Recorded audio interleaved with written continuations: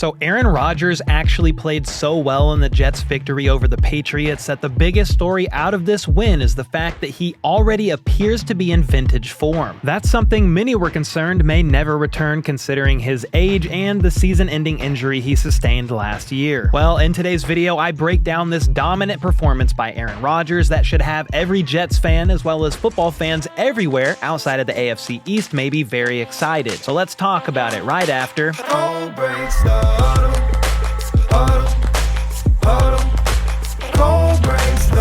Alright, last night on Thursday Night Football, the Jets hosted their AFC East rival and the New England Patriots for their home opener, and in that opener, they opened a can of whoop-ass on the Pats. And while this video is all about Rodgers and his vintage performance from last night, just listen to some of these stats from the game. The Jets won the time of possession 40 minutes to 20. They sacked Jacoby Brissett 5 times and held them to just 2 of 11 on third downs. They had 261 more total yards, and honestly, I could keep going on, but the point is, the Jets finally started clicking on all cylinders last night, and if this game is a foreshadow of what's to come, they could exceed everyone's expectations and even make a deep playoff run. And I know some of you may be thinking, well, it was against the Patriots and they're trash. And while that might possibly very well be the case, they did beat the Bengals in week 1 and took the Seahawks to overtime in week 2.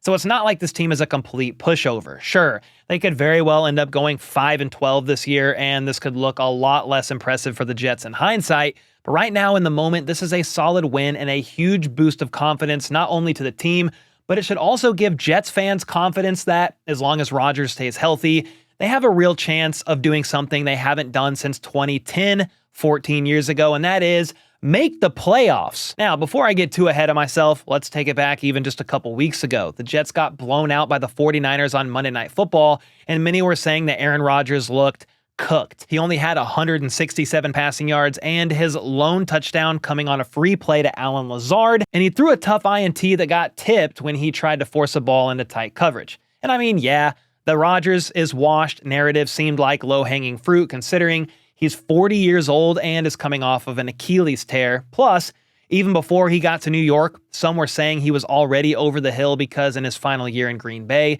his yards and touchdowns were down and he threw more picks than he did in the previous 2 seasons combined. What they failed to mention, though, is that Rodgers was banged up for the majority of the season. He played through a broken thumb on his throwing hand since week 5 of that year and a rib injury that he sustained in week 13.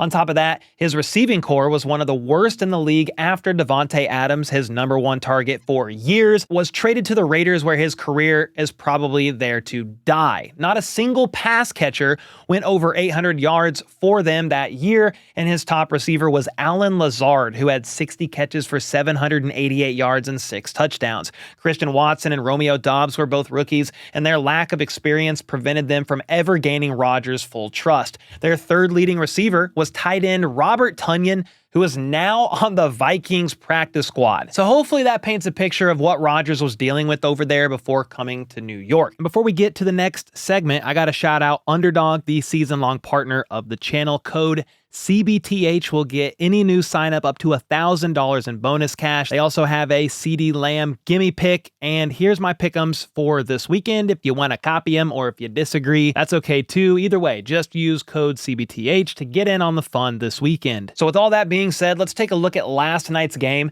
and then you tell me if this man looks washed. This play is from their opening drive. On 2nd and 5, Rodgers makes some checks at the line. Then right before he hikes the ball, he takes one last peek at the corner that's covering Allen Lazard, and seeing how far off he is in coverage, he makes the quick throw, maybe even hot routed to it, and Lazard picks up the first. Not the most difficult throw, I get it, but Rodgers is a master at reading the defense pre-snap, and this is just one example of that. He's taking what the defense gives him, and after picking up the first on a slant here over the middle, Rodgers goes right back to Lazard on the same play, and he does the rest, making the defender miss. Pretty rare movement, I think, from Lazard in making this guy miss that bad, and he got in the end zone, touchdown New York Jets. Nothing crazy, I know, but stay with me. People have said that Rodgers isn't as mobile because of the Achilles, and while that may be true, he can still get around. Facing pressure here on 3rd and 6, the edge rusher cut inside, and Rodgers escaped the pocket, flicking it once again to Lazard, who picked up the first down. Same drive, another third down. Look at this one. Pressure coming right in his face, and he stands in there and throws a fastball to Garrett Wilson for the first. Then on 3rd and 9, the O-line gives him a great pocket, and he finds tight end Tyler Conklin in a soft spot of the zone. Perfect amount of touch to get it over the linebackers, yet enough velocity that it doesn't float in the air and give the safeties enough time to make a play on it. And I know people aren't questioning his arm talent and his accuracy.